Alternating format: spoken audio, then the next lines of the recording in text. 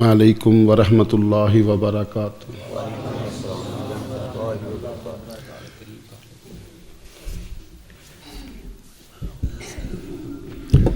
الحمد للہ وحدہ والصلاة والسلام علی من لا نبی بعدہ، فاعوذ باللہ السمیع العلیم من الشیطان الرجیم۔ لقد من اللہ علی المؤمنین اذ بعث فیہم رسولا من انفسہم یتلو علیہم آیاتہ ویزکیہم ویعلمہم الکتاب والحکمہ وإن كانوا من قبل لفی ضلال مبین۔ قال النبی صلی اللہ علیہ وسلم ان الابواب الجنہ تحت ظلال السیوف۔ تمام تعریفیں اللہ ذوالجلال کے لیے ہیں اور تمام درود و سلام پیارے محمد صلی اللہ علیہ وسلم کی ذات اقدس کے لیے۔ اللہ تعالیٰ نے انسانوں پر بہت سے احسانات کیے ہیں، یہ اللہ کا ہی ہمارے اوپر فضل اور اس کا احسان ہے کہ ہم آج مسجد میں بیٹھے ہوئے۔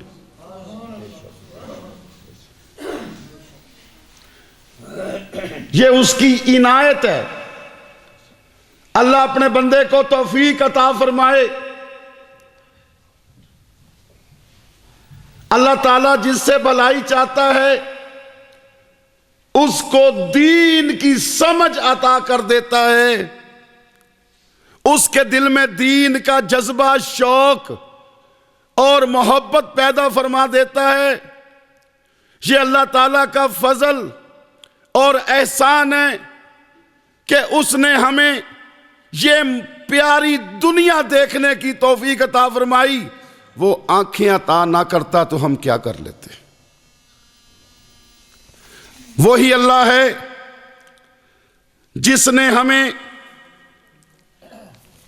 ہاتھ عطا کیے، یہ اس کا احسان ہے۔ اس نے ہمیں پاؤں عطا کیے، یہ اس کا فضل ہے۔ وَإِن تَعُدُّوا نِعْمَتَ اللَّهِ لَا تُحْصُوهَا، اگر تم میری نعمتوں کو، میرے احسانات کو شمار کرنا چاہو تو شمار ہی نہیں کر سکتے۔ اتنی اللہ کی نعمتیں ہیں، اتنا اللہ کا فضل ہے۔ یورپ کے اندر ایک تجربہ کیا گیا، ایک ایکسپیریمنٹ، کہ ہم نے گندم جو ہے نا بہت زیادہ فصل لینی ہے، پیداوار۔ انہوں نے پورا ایک ماحول بنایا، 3-4 ایکڑ انہوں نے گندم لگائی، جو بیج چاہیے اچھا وہ بیج بویا، اچھی کھاد، وقت پر پانی لگایا، اور جو موسم چاہیے وہ پورا موسم بنایا۔ بڑی زبردست فصل اٹھی، بندے کے برابر اس فصل کا قد ہوا، اتنا لمبا سٹا۔ وہ بڑے خوش، وہ کہنے لگے انقلاب آ جائے گا، دنیا کو دکھائیں گے، ہم نے انوائرمنٹ بنایا، ہم نے محنت کی، ہم نے کوشش کی، اور بہترین فصل کھڑی ہوئی ہے، اتنا بڑا سٹا ہے، جناب انقلاب آ جائے گا۔ لیکن جب فصل تیار ہوئی تو سٹے میں دانا ہی کوئی نہیں، دانا ہی کوئی نہیں۔ سٹے لگے ہوئے ہیں، بیچ میں دانا۔ اللہ، یہ میرے رب کی شان ہے، یہ میرے رب کی شان ہے۔ اللہ نے فرمایا یہ میرا تم پر احسان ہے، میں نے تم کو پینے کے لیے میٹھا پانی دیا، اگر ہم اس پانی کو کھارا کر دیتے تم کیا کر لیتے؟ اگر ہم اس پانی کو گہرا کر دیتے تم کیا کر لیتے؟ یہ ہمارا احسان ہے، ہمارے احسان یاد کرو۔ اللہ اکبر۔ اور ایک مقام پر یہ بات نوٹ کریں بڑے دھیان سے۔ اللہ فرماتا ہے مجھے کیا ضرورت پڑی ہے میں تم کو جہنم میں پھینکوں؟ تمہاری میری کوئی لڑائی ہے؟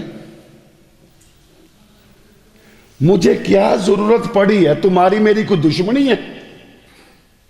تم نے میرا کوئی نقصان کیا ہے؟ کہ میں تم کو خام خواہ جہنم میں پھینک دوں؟ کیوں؟ اللہ تعالیٰ بہت رحیم ہے، اللہ غفور الرحیم ہے، اللہ تعالیٰ پیار کرنے والا ہے۔ آپ بازار سے گزر رہے تھے، ایک عورت گود میں بچہ اٹھایا ہوا تھا، آپ کھڑے ہوئے صحابہ سے کہنے لگے، اے میرے صحابہ کی جماعت، بتاؤ یہ ماں اپنی گود میں اپنا لخت جگر اٹھا کر کھڑی ہے، بتاؤ آگ میں پھینک دے گی یہ ماں اپنے بچے کو؟ وہ سب کہنے لگے ماں یہ کام نہیں کر سکتی، ماں یہ کام نہیں کر سکتی، ماں یہ کام نہیں کر سکتی۔ آپ نے فرمایا وہ تو پھر 70 ماؤں سے 100 ماؤں سے زیادہ، بلکہ بے شمار ماؤں سے زیادہ، ماں کے ساتھ تو نسبت ہی کوئی نہیں، وہ تو بہت زیادہ غفور الرحیم ہے، وہ تمہیں آگ میں کیوں پھینکنے لگا؟ اللہ کبھی بھی تمہیں آگ میں نہیں پھینکے گا، اللہ کبھی بھی تمہارا نقصان نہیں کرے گا اگر تم مرنے سے پہلے کہہ دو لا الہ لا الہ۔ اوہ اللہ تمہاری نمازوں کا بھوکا نہیں ہے، اللہ تمہارے روزوں کا بھوکا نہیں ہے، وہ تو بادشاہ ہے، تمہارے پیسوں کا بھی اللہ بھوکا نہیں ہے، وہ تو بادشاہ ہے، وہ تو شہنشاہ ہے، وہ تو مالک ہے، وہ مشکل کشا ہے، حاجت روا ہے، وہ تو بگڑی بنانے والا ہے، وہ تو انسانوں کے کام آنے والا ہے، وہ تمہارا نقصان نہیں چاہتا اگر تم مرنے سے پہلے کہہ دو لا الہ۔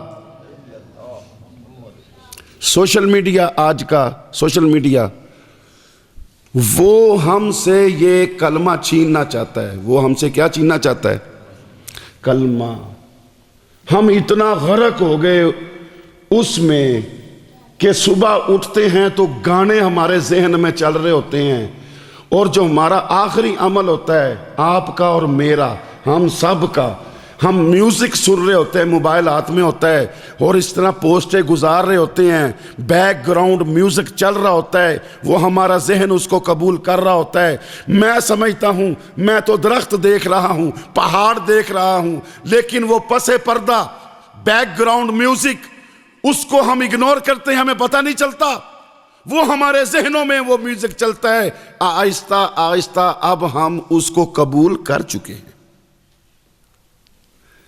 یہ میوزک ہم سے کلمہ چھیننا چاہتا ہے، تو اللہ تعالیٰ فرماتا ہے مجھے کیا ضرورت پڑی ہے کہ میں تمہیں آگ میں پھینکوں؟ 2 کام اگر تم کر لو، 2 کام کر لو۔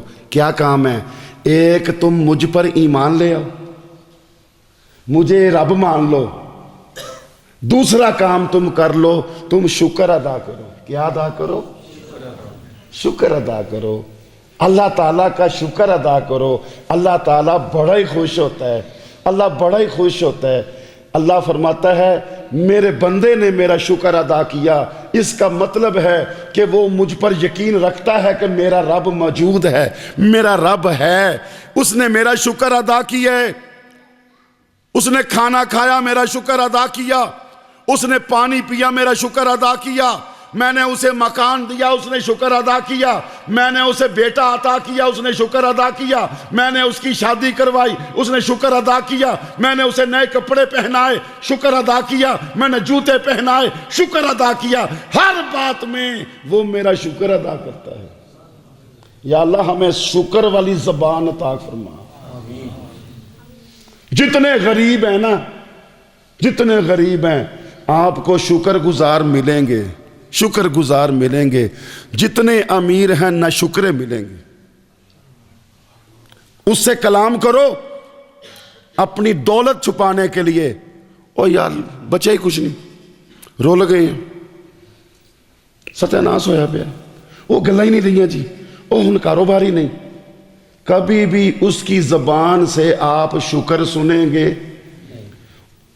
انہیں کیا اگر میں شکر ادا کیتا انہیں پیسے مانگ لینے میرے کو، انہوں ایہی فکر لگی ہوئی ہے میرے کو پیسے نہ مانگ لے، اے مانگنا پا دے۔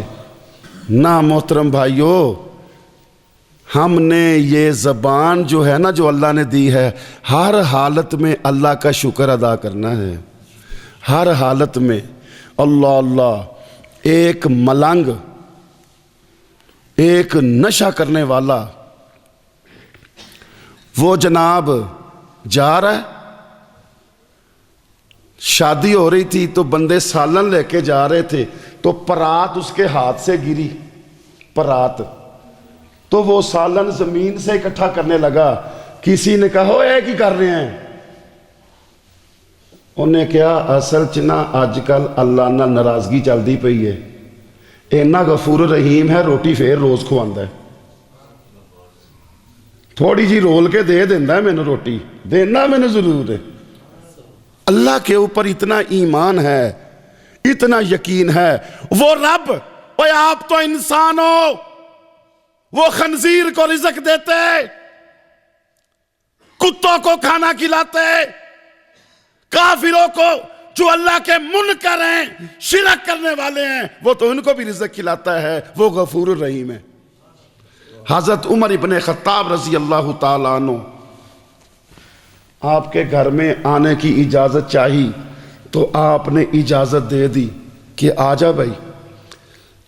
امیر المومنین حضرت عمر ابن خطاب رضی اللہ تعالیٰ عنہ جب گھر کے اندر آئے نا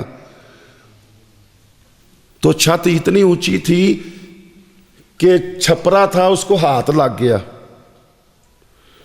چھوٹا سا کمرہ، کچی دیواریں، کچا فرش، چٹائی کھجور کی، تکیہ کھجور کی چھال اس میں بھری ہوئی، ایک مٹی کی پرات، ایک مٹی کا پیالہ، لو جی یہ کل کائنات تھی، کوئی منجی پیڑی کچھ نہیں، کوئی کرسی نہیں، کوئی تخت نہیں۔ رونے لگ گئے، آنکھوں سے آنسو جاری ہو گئے۔ اللہ کے نبی علیہ السلام، کیا آپ کے اشاروں سے جنت کے دروازے نہیں کھلنے؟ کیا آپ نبیوں کے سردار نہیں ہیں؟ اللہ کے سچے رسول نہیں ہیں؟ کیا رب کی جنتوں کے وارث نہیں ہیں؟ کیا آپ اللہ کے محبوب نہیں ہیں؟ دنیا کے کافر محلات میں رہتے ہیں، ریشمی لباس ہیں، مخملی بستر ہیں، مرغن غذائیں ہیں، حسین ترین عورتیں ان کی بیویاں ہیں، اور آپ کھانے کے لیے روٹی نہیں ہے، گھر میں آٹا نہیں ہے۔ اللہ اللہ، وہ شکر والی زبان تھی نا، سب سے زیادہ شکر کرنے والے تھے محمد صلی اللہ علیہ وسلم۔ ایک دن آپ کی بھوک دیکھ کے نا اللہ سے بھی نہیں رہ سکا، اللہ بھی نہیں رہ سکا، حالانکہ وہ بادشاہ ہے۔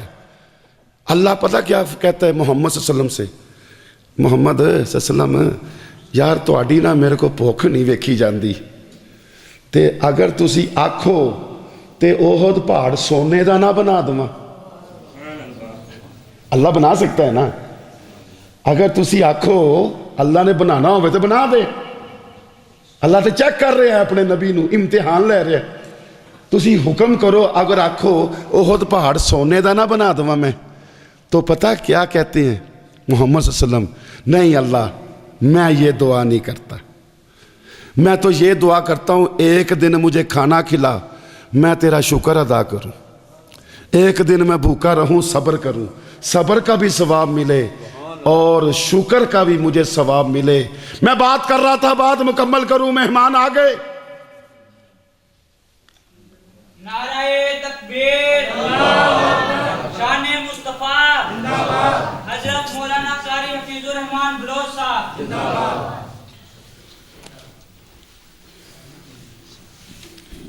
اور جی ٹھیک ہو؟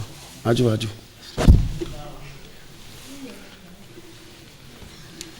گل مکمل کر لاں کہ بس کریے؟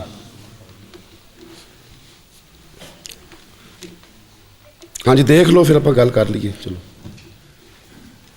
کوئی نہیں۔ اچھا جی، میں بات کر رہا تھا، عمر ابن خطاب رضی اللہ تعالیٰ عنہ آپ کے گھر میں آئے، کھانے پینے کا کوئی سامان نہیں ملا۔ انہوں نے کہا کہ جو دنیا کافروں کے بادشاہ ہیں وہ تو بڑے مالدار ہیں اور آپ کے پاس کچھ نہیں۔ تو نبی کریم علیہ الصلوۃ والسلام نے فرمایا اللہ نے کافروں کو جو دینا ہے وہ دنیا میں دینا ہے اور جو ہمیں دینا ہے وہ آخرت میں دینا ہے۔ اگر اللہ احد پہاڑ سونے کا بنا دے میں 3 دن کے اندر اندر غریبوں میں تقسیم کر دوں۔ یہ ہیں محترم بھائیو سیرت۔ اس کے بارے میں اللہ تعالیٰ نے قرآن مجید میں ارشاد فرمایا کہ میں نے تمہارے اوپر ایک احسان کیا، بڑے احسانات ہیں، لیکن اللہ نے کہا میں نے ایک مومنوں پر احسان کیا کہ ان میں محمد آپ میں بھیج دیا صلی اللہ علیہ وسلم۔ یہ اللہ کا ہمارے اوپر کیا ہے؟ اللہ کا ہمارے اوپر احسان ہے۔ آپ کی شان بھی اعلیٰ، آپ کی ذات بھی اعلیٰ، آپ کا مقام بھی اعلیٰ، آپ کا نام بھی اعلیٰ، آپ کا قبیلہ بھی اعلیٰ، خاندان بھی اعلیٰ۔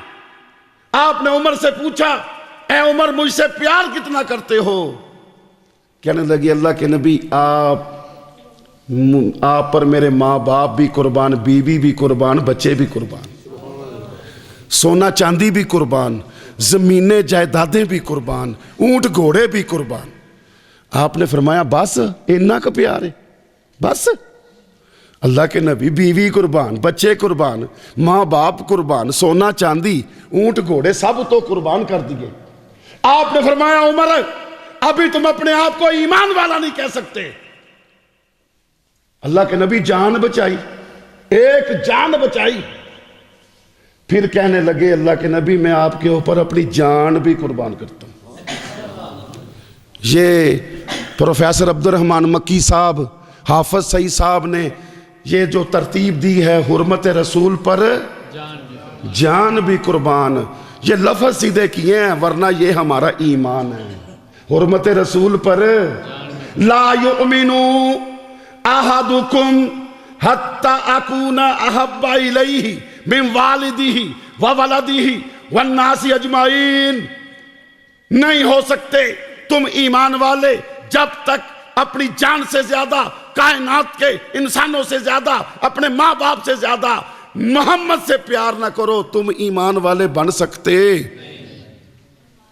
تو انشاءاللہ ہم بات مانیں گے سب سے زیادہ اللہ کی اور اس کے، سب سے زیادہ ہمارے دل میں مقام ہوگا اللہ کا اور اس کے رسول کا، تابعداری کریں گے تو سب سے زیادہ اللہ کی اور اس کے رسول کی۔ سب فرقے ختم، ہم سب مسلمان بھائی بھائی ہیں انشاءاللہ۔ قرآن ایک، رب ایک، نبی ذی شان ایک، تو انشاءاللہ سارے مسلمان بھی ایک۔ اللہ تعالی ہمیں عمل کی توفیق دے۔ جزاکم اللہ خیر۔